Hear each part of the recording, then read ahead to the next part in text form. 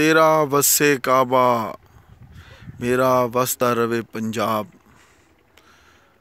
आज जिस इलाके का मैं आपको तारुफ़ करवा रहा हूँ, ये असल में ये आप ज़रा गौर से देखें तो ये दरिया सतलुज है। मेरे पुरखों ने प्री पार्टीशन यानी कि तकसीम पाकिस्तान से भी पहले 90s के अवाइल में जब रियासत बहावलपुर को आबाद किया था तो उन्होंने यहाँ आके नए चकूक आबाद किए, नई आबादियाँ बनाई अंग्रेज़ों ने। तो उन्होंने लाइन के उस तरफ रोही में आके मुख्तलिफ़ गाँव आबाद किए, सियालकोट से हिजरत की और यहाँ आए।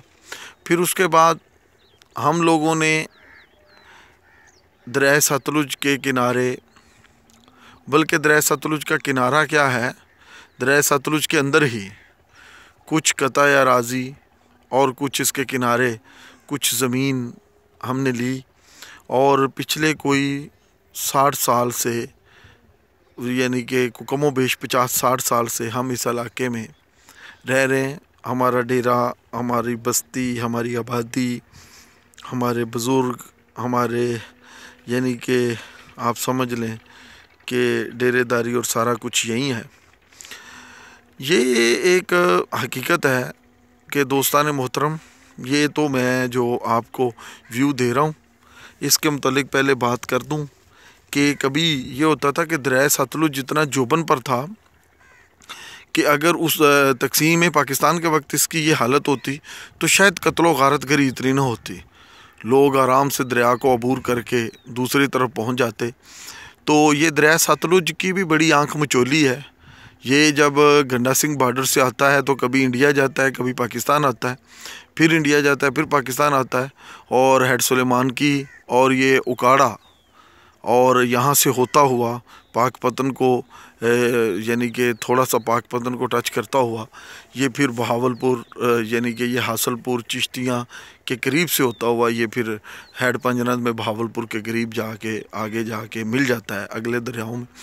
लेकिन ये बड़े जोबन पे होता था और अगर तकसीम के वक्त इसकी यही सूरत हाल होती, ये नाला टाइप होता है जैसे ये नज़र आ रहा है, तो वो जो यानी कि पार्टीशन के वक्त कत्लो गारत गरी हुई थी, लोग आराम से इस दरिया को अबूर कर जाते और सुलेमान की का जो हेड था या गंडा सिंह का जो हेड था वहाँ से इसको क्रॉस करने की ज़रूरत ना पड़ती। लेकिन इस दरिया के किनारे मैंने अपने बचपन में ख़ुद भी इसमें बहुत सारा पानी होता था और बुज़ुर्ग बताते हैं कि इसमें बहुत ज़्यादा पानी था। तो ये जो फिर हुआ 1962 में अयूब ख़ान ने, एक तारीख़ की तरफ ही ना मुड़ जाऊं, अयूब ख़ान ने ये पानी जब दरियाओं का दिया तो ये दरिया बियाबान बनते चले गए। तो हमारे बुज़ुर्ग जहां आए, हम इस आबादी के साथ मिले। ये भी एक मज़ेदार हकीकत है कि इन दरियाओं के किनारे जो तहज़ीब है वो सदियों पुरानी है। ये मुकामी लोग हैं और हर दरिया के किनारे एक मखसूस लहजा है और उस लहजे को आप हठाड़ी कह लें या उसको अगर यानी कि उखड़ा सा लहजा होता है।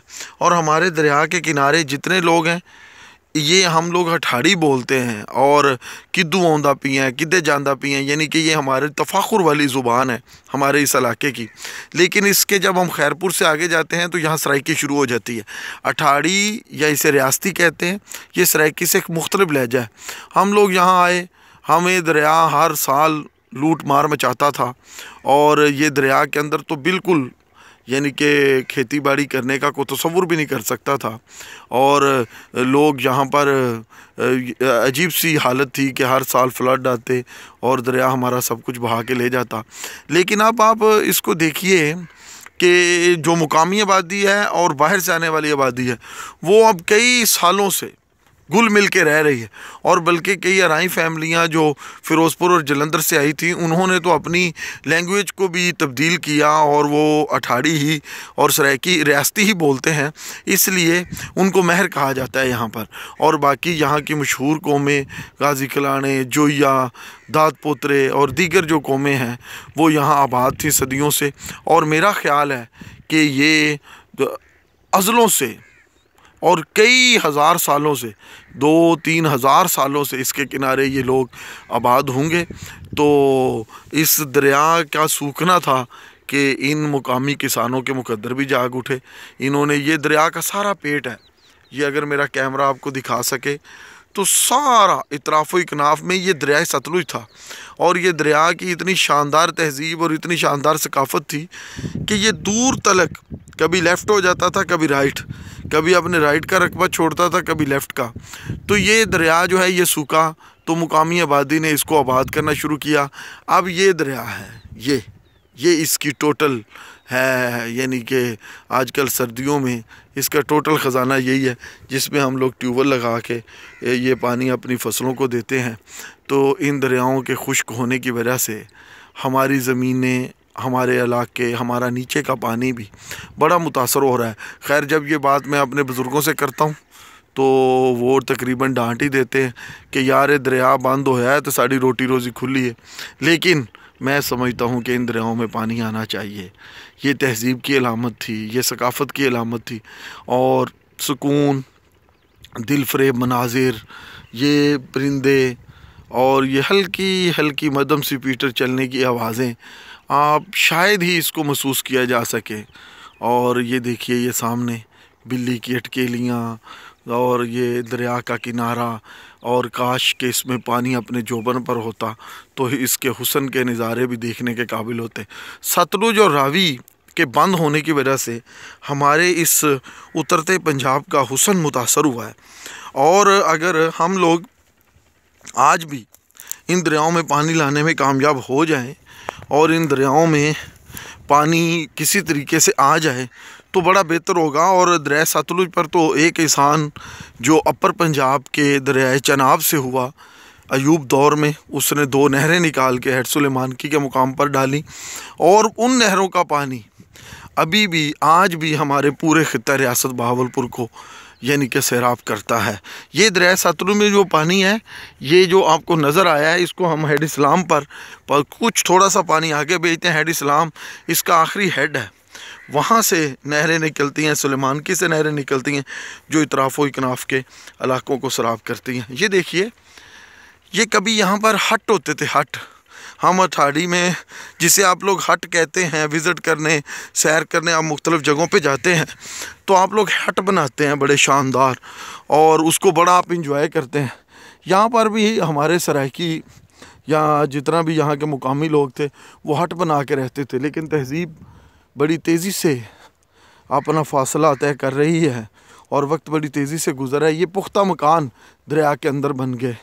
یہ دیکھیے، یہ کوے کے کام، یہ بھی کہہ رہا ہے کہ جی ہم بھی اس دریا میں بڑی تازگی کے ساتھ رہتے ہیں۔ بہرحال یہ ایک منظر تھا دریا کا، یہاں کی مقامی تہذیب، یہاں کا مقامی کلچر، اور ایک بڑی لطیف بات اس علاقے کی اور یہاں کی مقامی آبادی کی کہ ہمارے ہاں ہم لوگ وراثت میں اپر پنجاب، یا ہم لوگ خاص طور پر جاٹ فیملیز اور جتنی بھی دیگر جاٹ سے مراد وہ فیملیز جو ایگریکلچر کے ساتھ وابستہ ہیں، ہمارا ایک المیہ ہے کہ اپنی ہم بیٹیوں کو نہیں دیتے زمینوں میں سے حصہ، لیکن یہ مقامی یہاں کی آبادی جو ہے، ان کا ایک حسن ہے کہ ان کا بڑا ذمہ دار ہے، چھوٹا ذمہ دار ہے، بہن کو فوراً ہی حصہ ملتا ہے اور جتنا بنتا ہے اتنا ہی ملتا ہے۔ کوئی بھی اپنی بہن کا حق کھاتا نہیں ہے، بلکہ وہ بہن کو وراثت کے ساتھ ہی